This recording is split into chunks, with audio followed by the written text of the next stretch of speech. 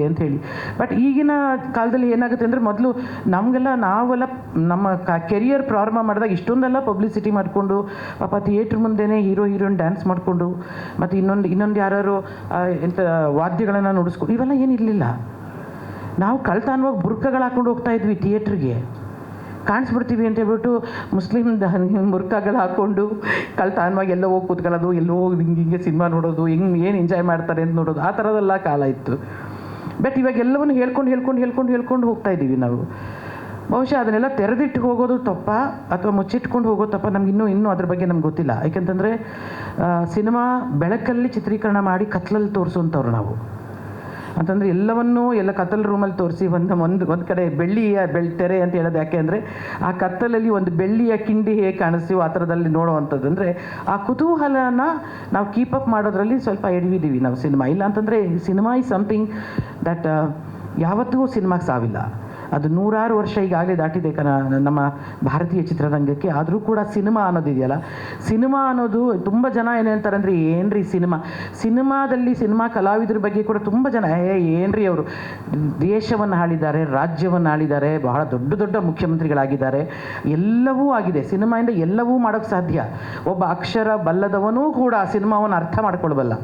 ಅದಕ್ಕೋಸ್ಕರನೇ ಸಿನಿಮಾಕ್ಕೆ ಭಾಷೆ ಕೂಡ ಇಲ್ಲ ಅಂತ ಹೇಳ್ತಾರೆ.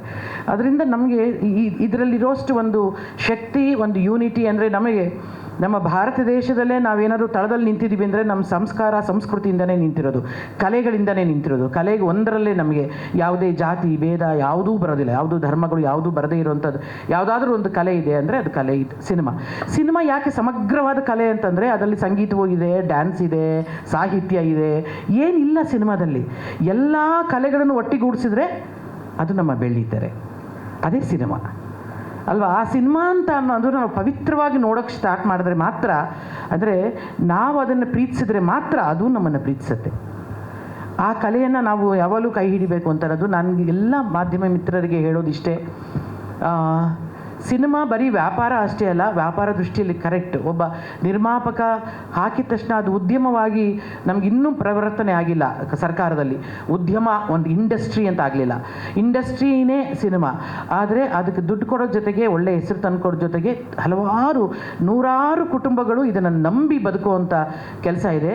ಇಲ್ಲಿ ಕುಳಿತಿರುವ ಎಲ್ಲ ಸಿನಿಮಾ ಪತ್ರಕರ್ತರ ನಿಮ್ಮ ಕುಟುಂಬಗಳೂ ಕೂಡ ಈ ಸಿನಿಮಾಯಿಂದನೇ ಸಾಗ್ತಾ ಇದೆ ಅನ್ನೋದು ಕಟು ಸತ್ಯ. ಅದನ್ನು ನೀವು ನಮಗೆ ಯಾವಾಗಲೂ ಜೊತೆಯಾಗಿರಬೇಕು. ಒಳ್ಳೆಯ ಸಿನಿಮಾಗಳನ್ನು ಖಂಡಿತ ಪ್ರೇಕ್ಷಕ ನೋಡದೇ ಇಲ್ಲ, ಆದರೆ ಆ ಒಳ್ಳೆಯ ಚಿತ್ರವನ್ನು ನಾವು ಹೇಗೆ ತಗೊಂಡು ಹೋಗ್ತೇವೆ ಜನರ ಹತ್ರ ಅನ್ನೋದು ಬಹಳ ಮುಖ್ಯ.